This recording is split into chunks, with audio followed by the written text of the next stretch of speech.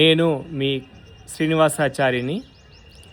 ఈరోజు ఎన్నికల రోజు. ప్రతి ఒక్కరూ తమ యొక్క రాజకీయ హక్కును బ్రతికించుకోవాలంటే ఖచ్చితంగా తాము ఓటు వేసి ఉండాలి. అలాగే మనకు భారత రాజ్యాంగం ఓటు హక్కును కల్పించింది.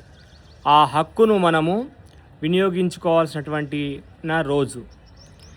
ఈ హక్కు అనేది ఒకప్పుడు చాలా వరకు భూస్వాములకు, దొరలకు, రాజులకు, నవాబులకు ఉండేది. కానీ భారత రాజ్యాంగం అనేటువంటిది ఆ రకంగా కాకుండా అందరికీ సార్వజనీనంగా, యూనివర్సల్గా అందరికీ, అంటే 18 సంవత్సరాల వయసు వచ్చినటువంటి ప్రతి ఒక్క భారతీయ పౌరునికి ఈ హక్కును కల్పించడం అనేటువంటిది జరిగింది. కాబట్టి మనము ఆ హక్కును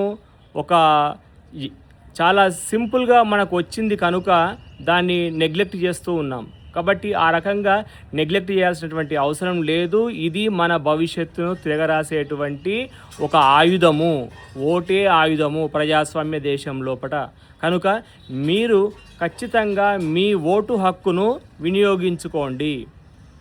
మీరు ఏ వ్యక్తికి వేస్తారు, ఏ పార్టీకి వేస్తారనేటువంటిది ముఖ్యం కాదు. కానీ మీరు మీ ఓటును వినియోగించుకుంటున్నారా లేదా అనేది చాలా ముఖ్యమైనటువంటి విషయం. అయినా కూడా మంచి వ్యక్తిని, మన స్థానికంగా ఉండేటువంటి వ్యక్తిని, మంచి సుగుణాలు ఉన్నటువంటి వ్యక్తికి ఓటు వేయాల్సినటువంటి అవసరం అనేటువంటిది ఉన్నది. కనుక మిత్రులారా, మీకు ఉండేటువంటి ఈ ఓటు హక్కు అనేటువంటిది మీరు జీవించే హక్కును ప్రకటిస్తారు.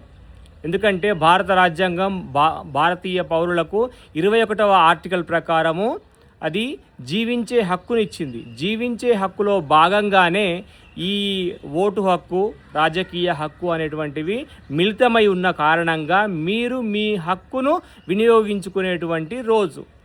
చూద్దాంలే, చేద్దాంలే, వేద్దాంలే, పోదాంలే అనేటువంటి నిర్లిప్త వైఖరి అనేటువంటిది పక్కకు దోసి ఖచ్చితంగా మీరు ఈ రోజున ఓటు వేయాల్సినటువంటి అవసరం అనేటువంటిది ఉంది. మీకు ఒకవేళ ఏ అభ్యర్థి నచ్చకపోతే ఉన్నటువంటి ఆ సీరియల్ నంబర్లో చివరిదైనటువంటి నోట మాకు ఏ అభ్యర్థి నచ్చలేదు అనేటువంటి ఒక ఆప్షన్ కూడా మనం తీసుకురావడం అనేటువంటిది జరిగింది.